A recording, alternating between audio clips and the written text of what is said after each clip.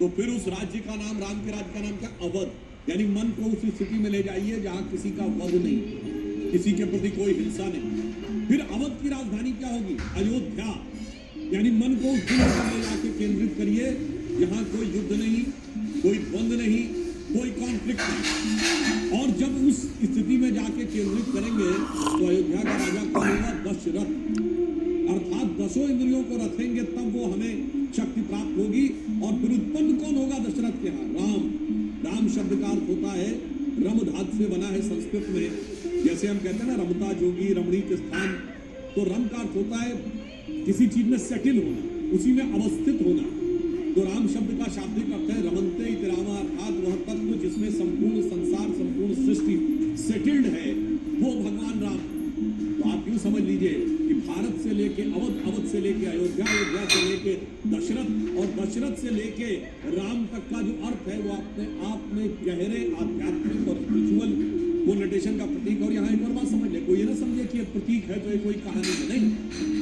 ये भगवान है। जब वो रूप धारण करते हैं संसार में तो वो लीला करते हैं, इसीलिए रामलीला कही गई। यानी कुछ कुछ वैसा जैसे आप नर्सरी केजी के बच्चे को समझाते हैं तो आप मुंह पे मास्क भी लगाते हैं, कहीं पर पपेट भी बनाते हैं, कहीं उसको कुछ दूसरे चित्र दिखाते हैं। इसका अर्थ नहीं कि आप नहीं है, वो चित्र सब कुछ है, नहीं साहब, वो प्रतीक में समझाया। वैसे ही भगवान ने हमको यह प्रतीक में समझाने का प्रयास किया है और हमें यह समझना चाहिए। इसको आप ऐसे समझिए, आप सबने वो मधुर भजन सुना होगा, भय प्रकट कृपाला दीन दयाला कौशल्या हितकारी। परंतु उसी भजन की एक पंक्ति है जिसमें गहरा आध्यात्मिक अर्थ है, जिसमें वो कहते हैं ब्रह्मांड निकाय निर्मित माया रोम रोम प्रतिवेद कहे।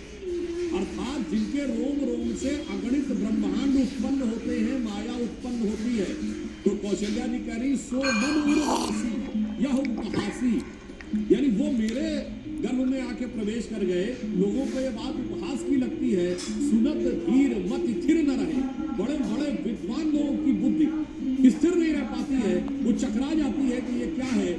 इसलिए मैंने कहा कि अगणित ब्रह्मांड जिनसे उत्पन्न होते हैं। और यहाँ पे फिर मैं एक और बात कह दूं, मात्र 100 साल पहले मजाक उड़ाया जाता था इस बात का, ये क्या कहानी कल्पना है कि अगणित ब्रह्मांड रोम रोम से उत्पन्न होते हैं।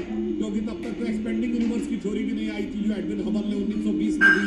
अब एक्सपेंडिंग यूनिवर्स के बाद जो अभी जेम्स वेब टेलीस्कोप ने फोटोएं ली है, उसमें कई गैलेक्सीज की एज अभी एस्टिमेटेड एज ऑफ यूनिवर्स से ज्यादा है।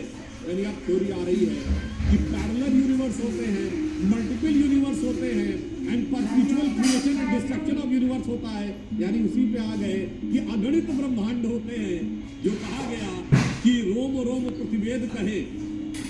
और ये एक बार नहीं कहा गया, जब रावण के दरबार में हनुमान जी पहुंचते हैं और वो पूछता है कि भाई तुम किसके दूत हो बताओ, तो वो भी कहते हैं कि सुन रावण ब्रह्मांड निकाया पाए जासु बल विरचति माया। जिसके मतलब बल से संपूर्ण ब्रह्मांड का निर्माण होता है, जाके बल लवलेश थे, जिसके बल के लेश मात्र से जीते हुए चराचर भार, जिसके संपूर्ण चराचर को जीत कर तुम यहाँ बैठे हुए हो। तासु जात मैं हरि हरि आयो प्रियनार, तासु दूत मैं जा करी हरि आयो प्रियनार। जिनकी प्रिय नारी का तुमने हरण कर लिया, मैं उसका दूत हूँ।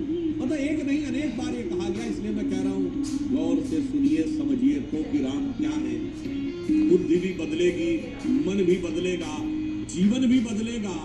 जिसे तुलसीदास जी ने कहा है, जैसे जमीन के ऊपर बहुत सारे पक्षी बैठे हैं तो जमीन नहीं दिखती, आपको केवल पक्षी पक्षी दिखते हैं।